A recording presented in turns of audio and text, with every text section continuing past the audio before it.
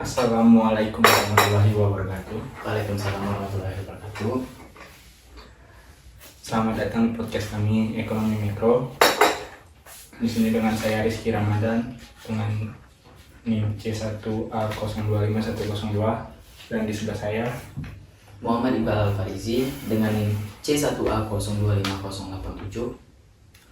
Di sini kami berdua akan membahas topik yang sering banget nih muncul di dunia bisnis dan pasar, yaitu tentang permintaan dan penawaran yang bertambah. Ini ada beberapa pertanyaan juga.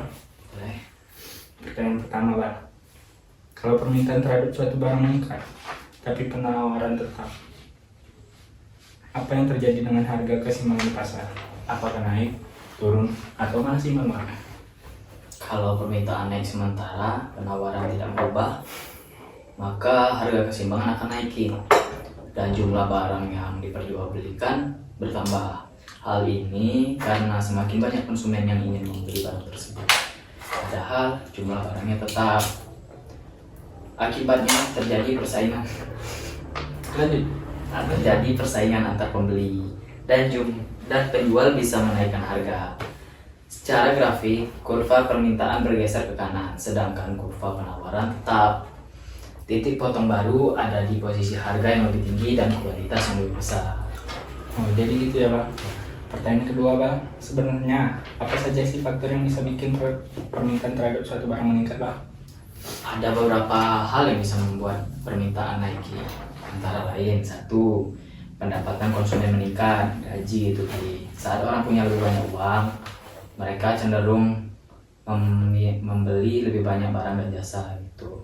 Yang kedua, perubahan selera atau tren gini. Sekarang lagi tren kopi nih, mereka cenderung kopi ini lagi marak-maraknya ya gitu. Mereka cenderung jadi permintaan terhadap minuman kopi meningkat tajam gitu. Yang ketiga, harga barang substitusi menaik.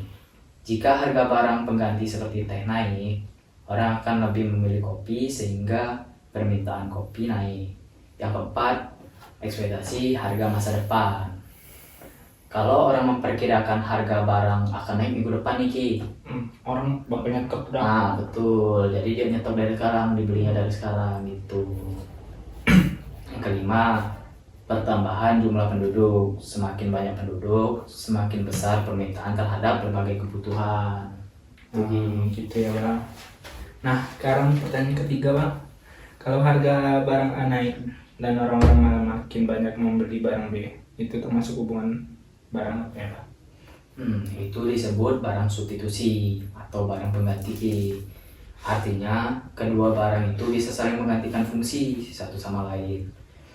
Misalnya kopi dan teh nih. Kalau harga kopi naik, sebagian orang akan beralih ke teh karena fungsinya sama, minuman berkafein gitu. Sebaliknya, kalau dua barang saling melengkapi, misalnya kopi dan gula, itu disebut barang komplementer. Jika harga kopi naik, permintaan gula justru ikut turun gitu. Bukan ikut naik ya? Bukan, gitu. Jadi gitu. Sekarang kita balik ke sisi produsen. Dari tadi kan kita membahas permintaan. Apa penyebab utama penawaran barang bisa meningkat di pasar? Coba jelaskan, Bang. Nah, kalau itu ada dua alasan mengapa penawaran bisa meningkat. Yang pertama, biaya produksi menurun, misalnya karena ada teknologi baru nih. Jadi bahan baku lebih murah atau efisiensi produksi meningkat. Dengan biaya yang lebih rendah, produsen bisa menghasilkan dan menjual lebih banyak barang dengan harga yang sama. Dan yang kedua, jumlah produsen bertambah. Ketika makin banyak perusahaan yang masuk ke pasar, otomatis barang yang ditawarkan jadi lebih banyak. Selain itu, penawaran juga bisa meningkat karena perkembangan teknologi, subsidi dari pemerintah, atau harapan harga di masa depan gitu. Jadi gitu ya. Udah nggak terasa, pertanyaan terakhir aja nih. Bayangin kalau permintaan naik 20%, tapi penawaran cuma naik 10%, Bang. Menurut kau, Bang, gimana dampaknya ke harga dan jumlah kesimbangan. Nah, dalam kasus ini permintaan naik lebih cepat daripada penawaran.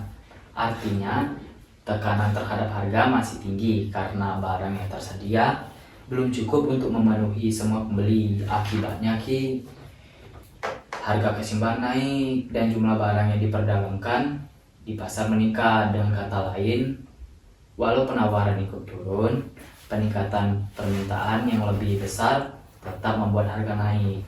Hanya saja kenaikannya tidak sebesar kalau penawaran benar-benar tetap. Jadi gitu ya. Jadi bisa kita simpulkan bahwa perubahan permintaan dan penawaran sangat berpengaruh pada harga dan jumlah barang di pasar. Ya, betul. Kenaikan permintaan cenderung menaikkan harga, sedangkan kenaikan penawaran cenderung menurunkannya. Tapi kalau keduanya naik bersamaan, hasil akhirnya tergantung mana yang naik lebih besar. Betul. Sekian dulu dari episode kami kali ini. Semoga kalian jadi lebih paham tentang dinamika pasar. Terima kasih. Wassalamualaikum warahmatullahi wabarakatuh. Kau udah dengi saya juga nih. Ini bakar ya, gue kok dibakar nih.